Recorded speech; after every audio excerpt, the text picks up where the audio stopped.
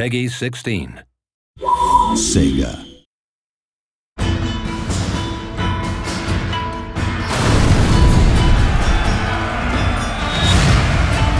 Set during the 19th century, The Fall of the Samurai offers a largely different gaming experience to the original Total War Shogun 2. It's full of explosives, pyrotechnics, it's got lots of fun new units like torpedo ships and Gatling guns. Ships explode left and right, get armor-penetrating shells. We have this huge clash between the modern and the traditional. Effectively, this is a war for the soul of Japan in the modern world.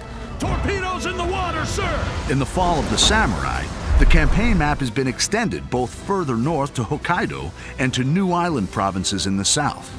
Ultimately, at the end of the Boshin War, the shogunate forces were chased by the imperial forces into Hokkaido, forming the Ezo Republic, which was kind of the last stand of the shogunate forces. The campaign map has been reimagined to reflect the new time period, with steam railways making their first appearance in a Total War game.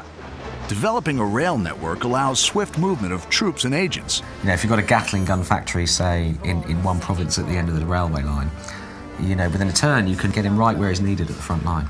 But be wary of enemies sabotaging or blockading your stations. My favourite agent, really, I think, is the foreign veteran agent. So that's kind of an American or British or French foreign veteran that you bring in to improve the recruitment of your troops, kind of drill your troops, train them more effectively. And they can also challenge other agents to single combat. Well, I will defend my honor.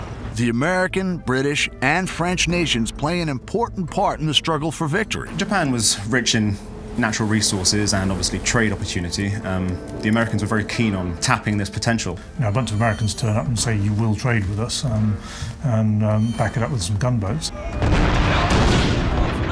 The construction of trading districts for Western powers will give you access to devastating units and advanced technology. The Industrial Revolution and the Enlightenment that took many, many decades in the West gets condensed into 2 or 3 or 4 short decades in Japan. You know, in about 30 years, it's one of the most advanced industrial nations in the world.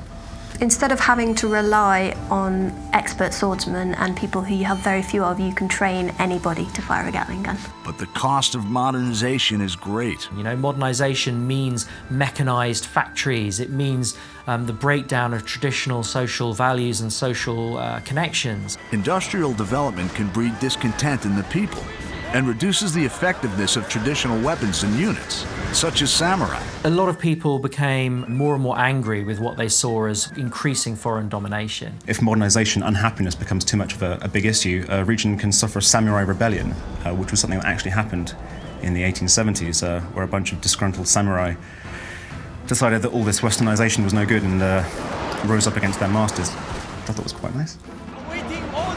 The dynamic clash between the old traditions and the new industrial world is at the heart of The Fall of the Samurai. Like all Total War games, there's no wrong path to victory. Make your own choices, build your legacy, triumph, and dominate Japan.